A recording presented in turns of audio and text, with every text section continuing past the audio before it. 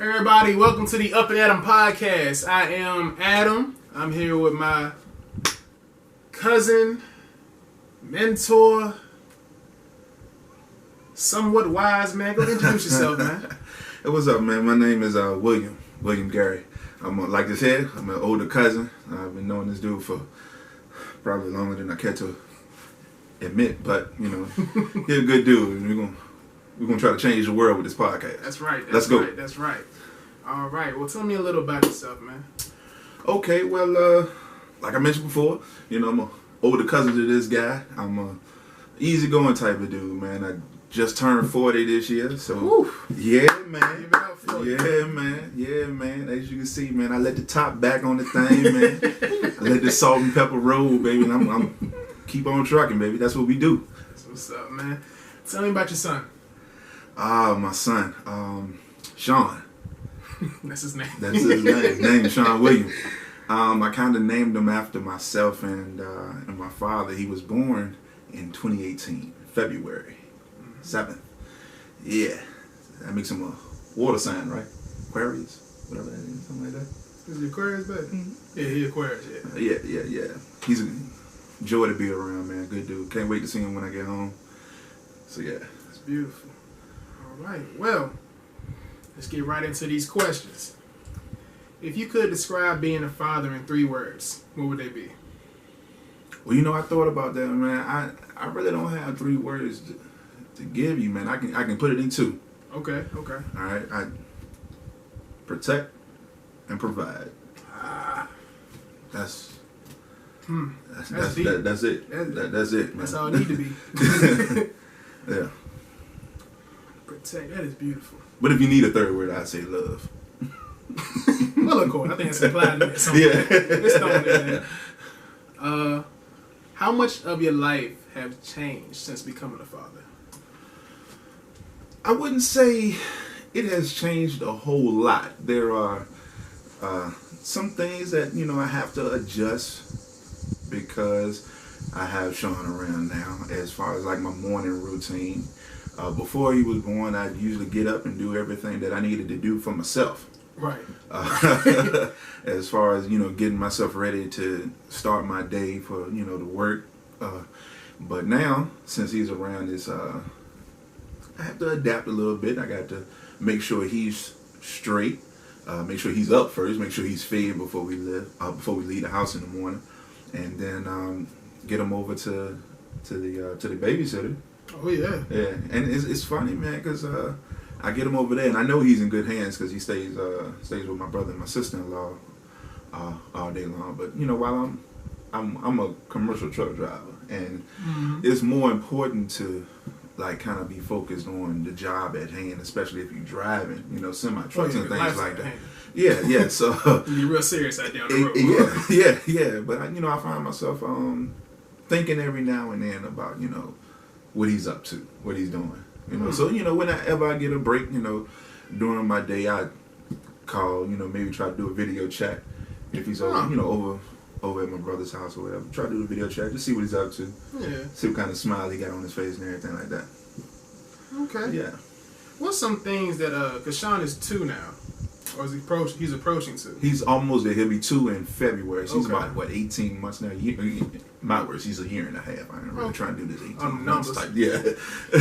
What's some of the things you're noticing, like as he's growing up, that you think, like, oh, that's really cool. Like I can really see, you know, him growing. You mean as far as like his personalities and Yeah. things like that? He's starting to come into his own a little bit. I do notice some things that he can do. He's experimenting with words and, you know, getting the first couple words out and you know, the water and daddy and mama up and down and, you know, all of those good things. He's becoming independent as well. That's beautiful. Yeah. I've on plenty of occasions I've tried to separate myself from him when I'm at home. Just a minute, you know, try to get a minute to myself.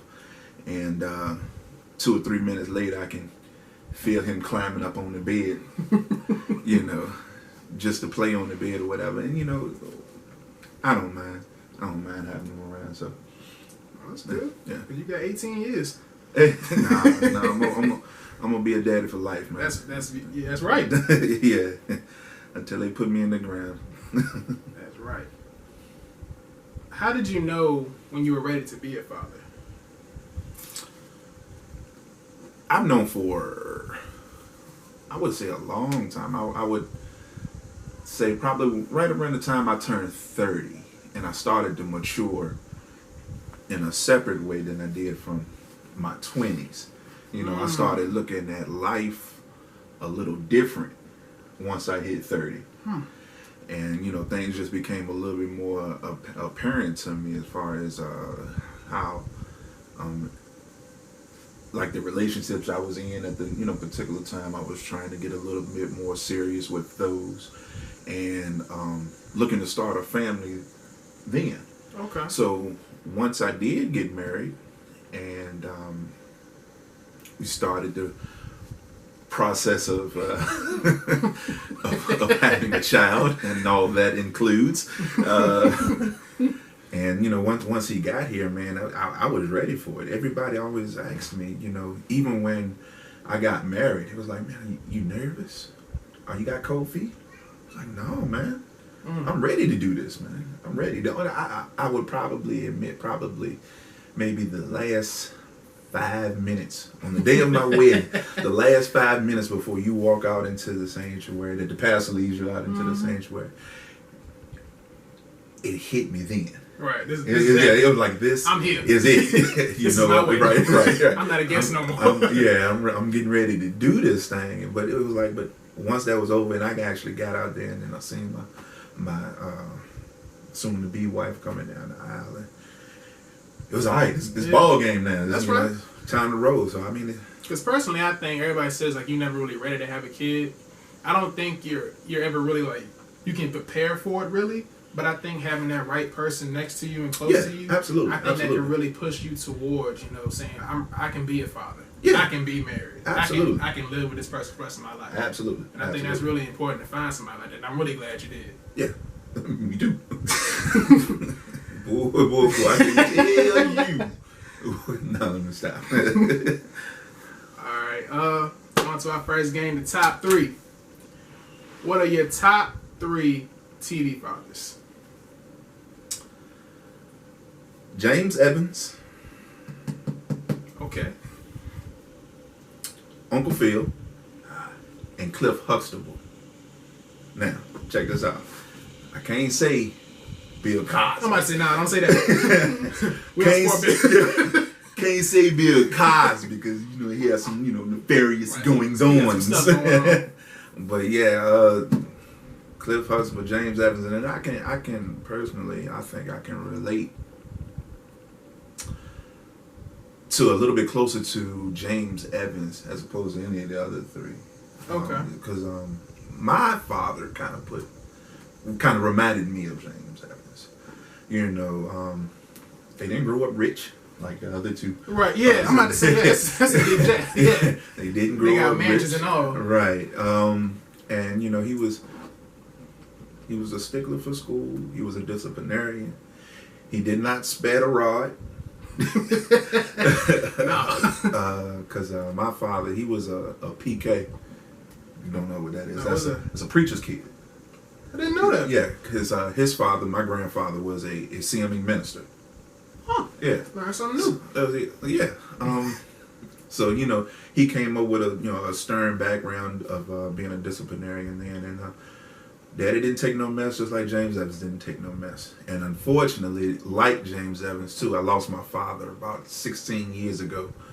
Untimely, I'd say, because you know you never want your parents to leave or to pass away. But yeah, so that's why I kind of relate to James Evans more than others too. Yeah. On mine, I have Carl Winslow. Okay. From Family Matters. I say Carl Winslow because I remember that one. It was a scene he had where his son, I believe, he was harassed by a cop. Right. Oh, I remember that scene. Yeah, it was a scene where he was telling the the other cop that that's my son. Mm-hmm. He's not, you know, what you think he is, because they were talking about more of his color of his skin and his race. Right.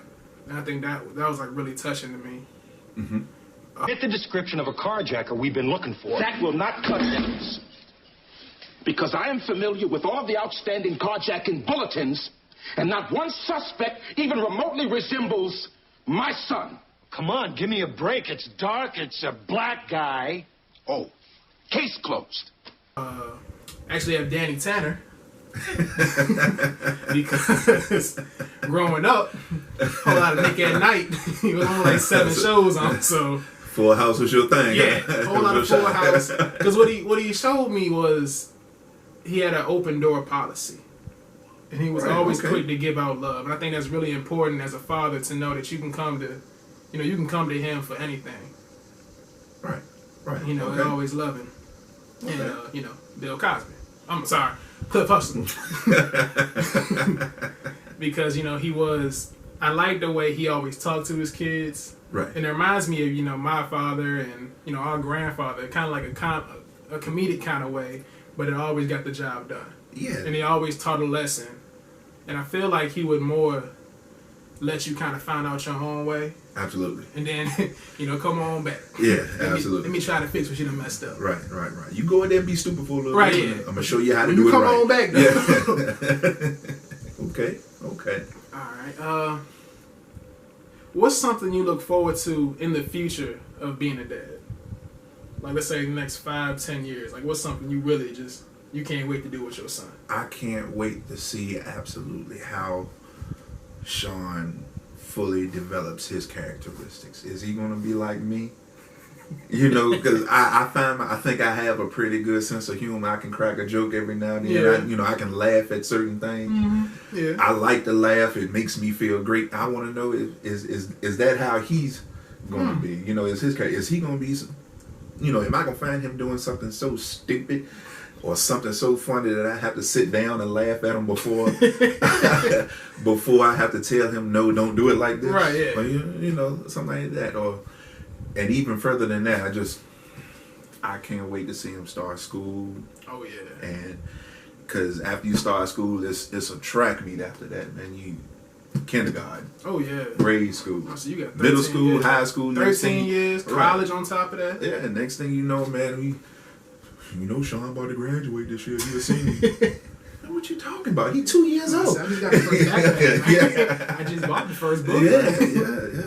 So yeah, I mean that's definitely what I'm looking forward to, just to watch him grow up. Okay. Yeah. Does your spirituality play a factor in being a father? Absolutely, man. Absolutely. Yeah. Yeah. Because I thank God that first of all, I thank him that because he blessed me with a son. That's right. Before I got too old to have one, or before me and my wife got too old to have one. If you didn't know, I got married at a later age than most people do. I didn't get married until 2 years ago. Like I said, I turned 40 this year. But yeah, man, spirituality is a big role in it. Man, I pray for my son daily. I pray for my family daily. Yeah, I learned that from my father. So, watching him do what he does and just, trying to follow in his footsteps, spirituality. Like I said, mentioned before, he was a preacher's kid. So, he grew up in the church and spirituality was big for him. So, yeah, I mean, it plays a very big part in it. And I thank God for it, man. It got me all eyeballs sweating and everything. A little bit of allergies in here. When I think about the goodness of God. You made the scripture. Okay. What would you call bad parenting? Anyone who neglects to raise their child with common sense. Okay. With common sense. I mean, you know, there are different methods to parenting for each and every person. Right. But if you have to raise your children with common sense, you shouldn't have your child playing in the street at 3 years old at 9 o'clock and 10 o'clock at night. There is no reason for that. There is no reason for him to be 5 years old and he's still up looking at TV later than you go to bed. You understand what I'm saying? There's no reason to be mad at someone who's trying to correct your child when your child is clearly in the wrong. You know, it boggles my mind sometimes when I see videos of parents being mad at someone else for trying to discipline a child. Not that someone was physically trying to, discipline someone, but just saying, hey, don't do this, or don't do that. And you see the parent come into the picture and be like, I don't talk to my child, don't do this and that. I'm like, your child is a hellion. It's devil spawn, right? You talk about, don't discipline my child. So I mean, that's in my opinion, that's not good parenting. You know. If you don't act like that, probably your child shouldn't act like that. That's right, yeah. So, yeah. Now, in the news, there was a lot of talk about parents leaving their kids in the cars. Oh, man. As, being a new parent, how did that make you feel?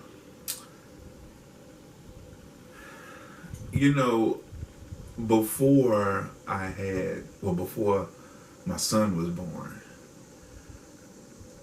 and you hear these news reports on the TV, you think, man, how in the world? Right, yeah, that's what I said. How does this happen that you can go to work and leave a human being, right, someone who's came from your loins, right, in the car, in a hot car, and leave them there all day? Now, I mean, forget that they're there. I wouldn't say leave them there, but forget that they're there all day.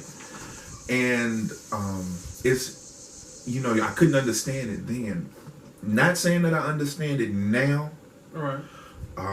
But there have been sometimes, not exactly to this extent, to where I'll be on my way to work because dropping Sean off at the babysitter is like a 5-minute ride to where I go to work at. Right. So there have been on occasion a time that I'll drive right past where I'm supposed to be taking them to, and I find myself getting ready to pull into the parking lot, and Sean is still sitting in the back of the truck. So I'm like, oh my God.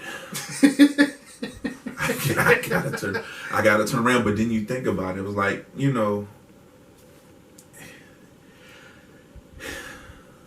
it can happen.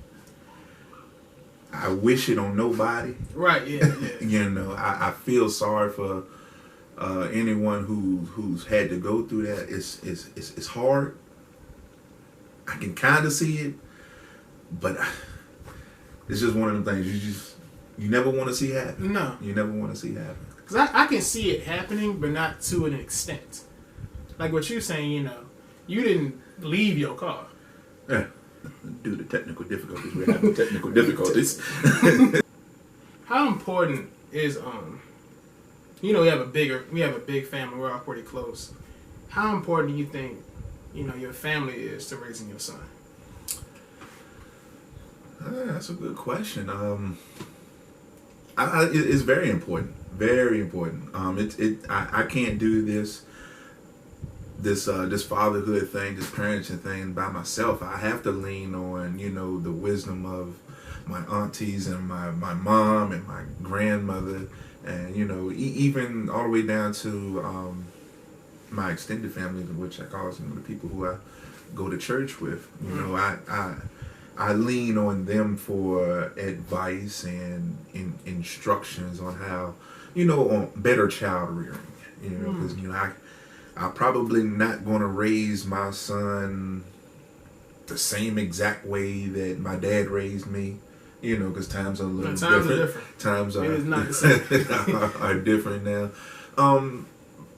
But yeah, I mean, I lean on the advice of even my uncles and male friends who I also call, my extended family. So yeah, it's very important. Okay. Personally, I think our family being so close that it's a really beautiful thing, because it's nothing for one of us to call somebody and, hey, if you ain't doing nothing, can I come over? Yeah. Instead of it being like, hey, next couple weekends I'm off. Can I go to North Carolina, come out there and see you? I like how we're all pretty close together. Because I don't think I have any family in a, 30-minute drive or nothing like that. We're all pretty close. I have, like, my close circle of friends who just will be, like, shocked that, we're all pretty close. Even to the fact where I can see majority of my family at church. Right. I think that's a really beautiful thing to raise a child in that, knowing that, your family is always going to be here. Yeah. I had one friend, he called me the other night because he saw the podcast, and he was saying that,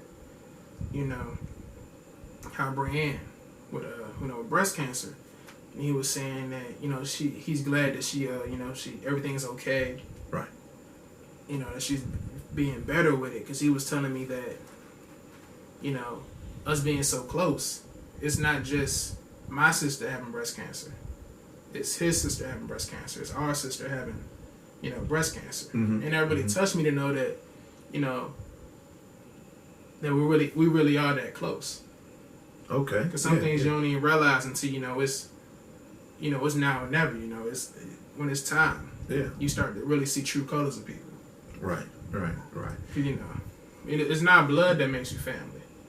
It's the love that you'll have for each other. Absolutely. And I go back to a time like I had mentioned before, when my father had passed away, and all of my closest friends in my inner circle, they all knew how close I was to not just my father but my whole family, and it was crazy because after my dad passed away, and I just needed some time to get away. Right. Whether that meant, once again, when I was younger, in my mid-20s, if I needed to go smoke a black and mild, or go kick back on a couple of beers or whatever, and it was just one of them nights I just needed to step away for a second. And so I went over to my homeboy house, and the first thing he did, man, was greet me with a hug. And usually, it's, what's up, boy? What's up? Pound and daps and all that other stuff. But he greeted me with a hug, man, and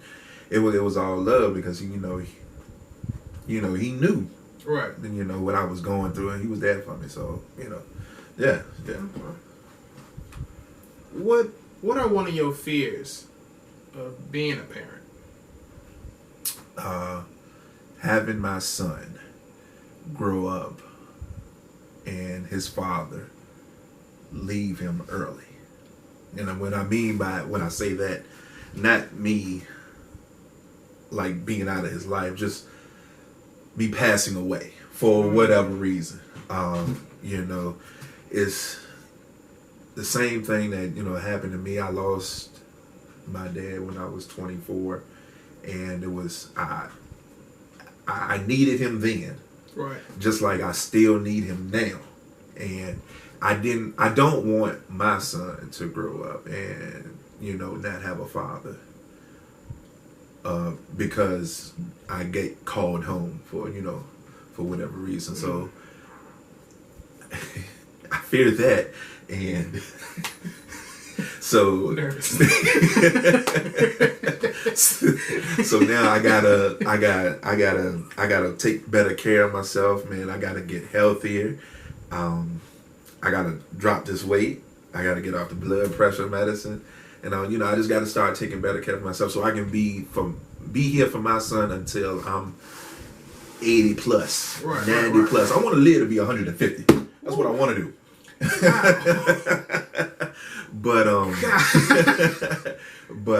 Yeah, I want my son to watch me get old. I didn't exactly get that opportunity to watch my father get old. Now I did watched my grandfather mature well into his 80s, which was a blessing.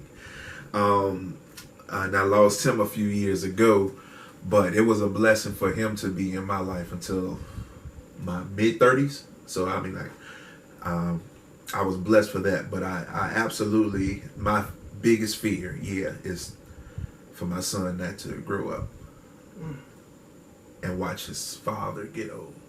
I want to watch my son get old. Right. I want to see my son turn 60. I don't know how that's gonna work, man. I'm 38 years old, older than him now. So for him to turn 60, I had to be almost 100 years old. So yeah, that's it. So yeah. Okay. I got a game for us, man. All right. There's one gotta go. Okay. With everything they did, I got Uncle Phil and I got Uncle Bernie. Oh, hands down, man. Uncle Bernie. Phil is a good dude, but he gotta go, man. Uncle Phil gotta go. Uncle Phil gotta go, man. Bernie was my ride or die, man. He'd have been that uncle that I would have loved to been around. He'd been that uncle I'd travel halfway across the country to spend summers with.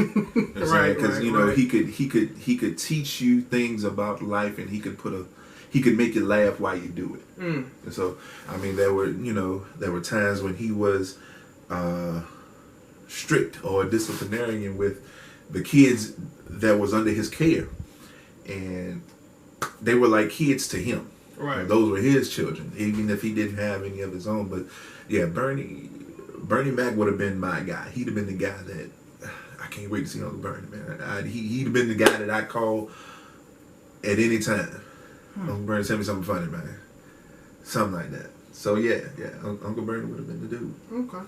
Personally, I'm gonna say Uncle Phil because I watched him. So I grew up with him. Watching the show, I could see. We did. You did. Yeah, grow up. You do grow up with these people. That's because you watch them as you're growing up. But when I, just watching the show, you stop seeing Uncle Phil as Uncle Phil to Will. You started seeing more of just a father. I want to say even from like the first episode, you could tell that Uncle Phil wasn't really excited to have this young kid from Philadelphia in his house doing all this, rap music and all that. Everybody was practicing. Right, it's hippity hop. This new age rap music. But just watching him not really punish Will for being Will. Right. Because it was never like you couldn't do this. He had rules in his house. Right. But it wasn't to the point where Will couldn't be Will. Because, it was scenes like the one where, actually, it was a scene, the pool scene, where Will was out there playing pool. Uncle Phil told him, you don't need to be playing no pool like this. Ain't nothing good for you out there. Oh, in the pool hall. The pool hall. Billiards is what they call it. But he was, I think Will was playing. He was doing real good. He beat somebody, and they hustled him and stole the car. Right. And so Uncle Will called Uncle Phil and was like, hey, I'm in trouble. I need your help. And Uncle Phil came out there, lost the first game. And I remember the scene. All right, we're playing for, I think, like 100 a ball. And he said, all right, Jeffrey, bring me Lucille. Pulled out. Lucille, baby. And he beat him. And it's things like that. And I think it's stuff like that. Sometimes you realize that just because, your father is way older than you, he's been around the block. He knows what you're thinking. He knows, sometimes as a father, you're going to have to help your son out. You're going to have to experience, you're going to have to experience things for yourself. And then need help later on. And I think, it was stuff like that. Like, he was always there for him. And it was never really just, as I said before, it wasn't just, Uncle Phil. It was more just, he treated all the kids like his own kids. Right. And I think that was just a great thing to show on TV. Yeah. All right, well, this is the end of the podcast. Anything you want to say? Yeah, man, I want to give a shout out to my little boy, Sean Williams. He came out with me tonight. Daddy, love you, boy. Also, a big shout out to my wife, Kanisha. She waiting on me too. Love you, baby. All right. Well. Also, I want to thank you, man, for giving me an opportunity to speak about this, man. Because like I mentioned before, man, I'm a new father. Right. So I'm learning as I go, and for a chance to get out here and talk about it. And man, this is big, man. You doing something real big right now. I'm trying, man. Real big, baby. It's something different. Oh yeah. Well, all right. Thank you everybody for watching, and stay up with Adam.